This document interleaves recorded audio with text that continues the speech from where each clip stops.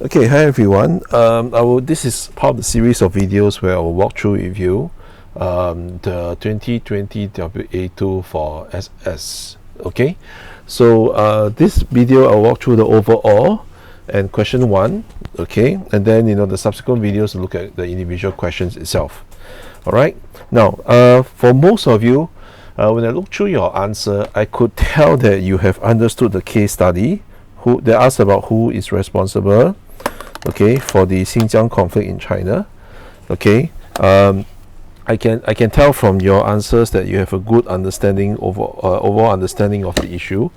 Some of you, it's very clear that you did not understand the whole issue before you answered the questions. So as a result, your answer was quite weak.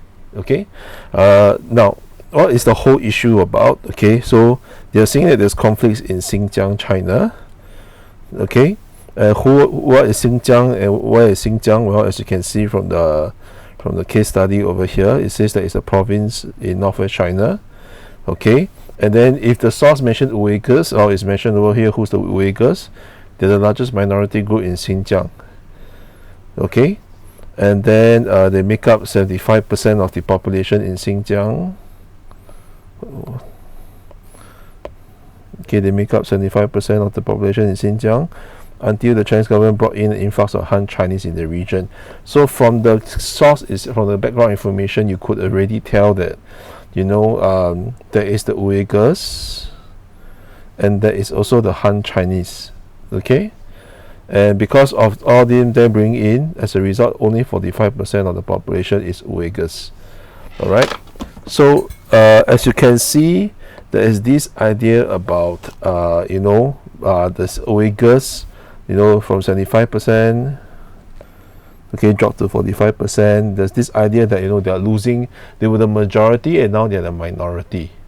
Okay, and what else are the issues? They also say that the Uyghurs, when they are how are they treated under the Chinese government is the thing that strained their relationship since the early 1950s, leading to clashes. Okay, so there's some ideas that it is because of how the Chinese government treat the Uyghurs. That's why there is clashes. So there's some idea why the Chinese government can be responsible. Okay, so what am I writing? Just give me a minute. Okay, so there are some sources who will say the Chinese government is responsible. And why are they responsible? Because of how they treat the Uyghurs.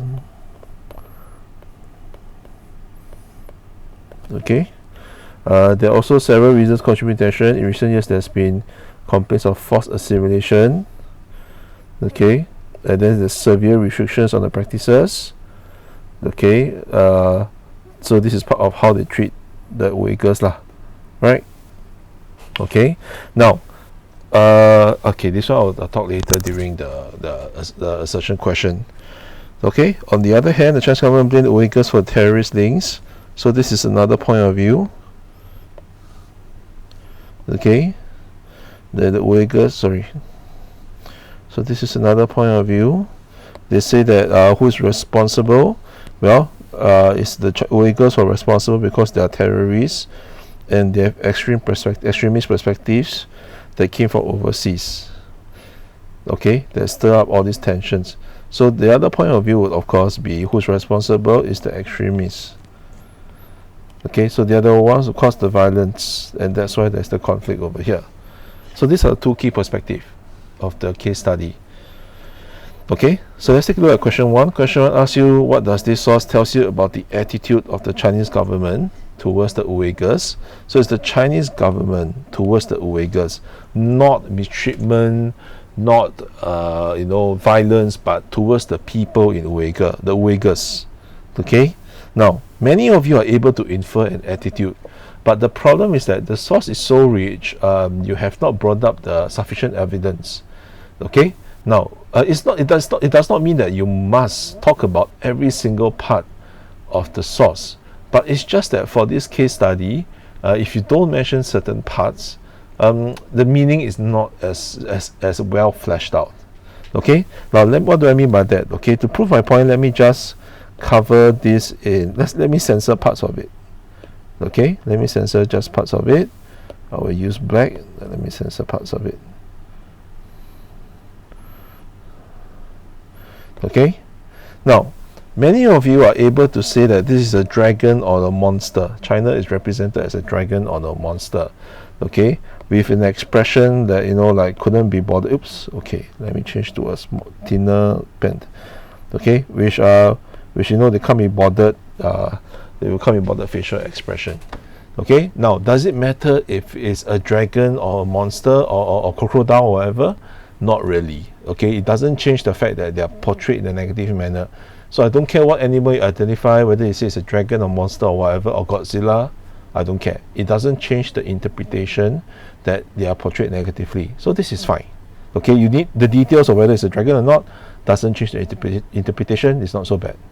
Okay. Now what happens is many of you also managed to bring out the fact that that, you know, the UN is involved over here. Okay, so the UN is trying to scold the China. Okay, and China looks as the impression of can't be bothered. Okay, so does this show that they are nonchalant, they can't be bothered? Yes. Okay, some of you go on to talk about the emoji. All right, to add on to the point about being nonchalant. Okay, this emoji over here, oh my goodness, it's so thick. Okay, so you add in the emoji over here. All right, it does show that they can't be bothered. Okay, but here's the problem. Many of you have not mentioned anything about Uyghurs. Okay, where in the source talks about, some of you said from all this, you say that they are nonchalant or they can't be bothered about the Uyghurs. But my question is, where is the Uyghurs from the source? Okay, a number of you managed to talk about, you know, that the dragon or the monster is sitting on people. But where is the part about Uyghurs? Okay, where is the part about Uyghurs? So you need to highlight this thing about, you know, that he's, because he's sitting on the Uyghurs and they're suffering. He is the cause of their suffering, and yet, you know, he can't be bothered. Even when people UN tell him about it, he can't be bothered. So to justify the nonchalant attitude, that would have been much better than just talking about the facial expression. Okay, or just talking about the one with the UN. So actually the part about the Uyghur is actually quite important. Okay, now some of you say that it's an ignorant attitude. I get what you are trying to mean, but you must understand that ignorant has the idea of not knowing. That means this person is not well informed. Okay, so they can't be bothered because they are not well informed. All right, now if the source is like this, you know, UN trying to scold them and they just don't want to listen, I can agree with you that it could be a case of ignorant attitude. Okay, but unfortunately that's not what the source shows. The source shows that he is sitting on the Uyghurs. So that means the China or the monster that's being represented as China does know about the Uyghurs because he's sitting on them. Okay, he knows these people's presence. Okay, he's sitting on them, he knows that he's in it, just that he can't be bothered. So to say that he's ignorant about it, I don't think it's quite correct.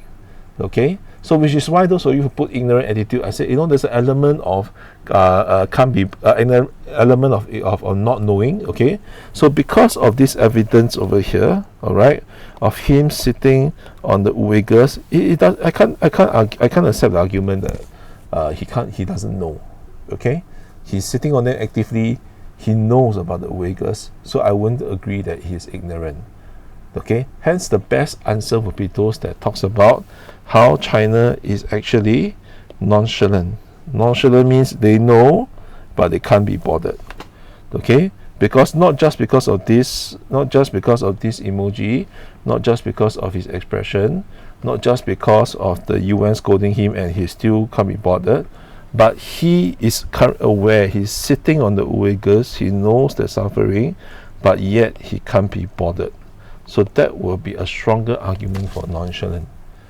Okay, so I repeat, it doesn't mean that we must point out every single detail in the source, but it's just that two parts. Number one, the question asks you what is his attitude towards the Uyghurs. So your source evidence need to talk about the Uyghurs, which is what many of you forgot. Okay. Second, because of the depiction of Uyghurs being seated upon by the Chinese, by the China government, it's very hard to accept ideas that he is being ignorant. All right. So I hope this clarifies why some answers are better accepted for question 1.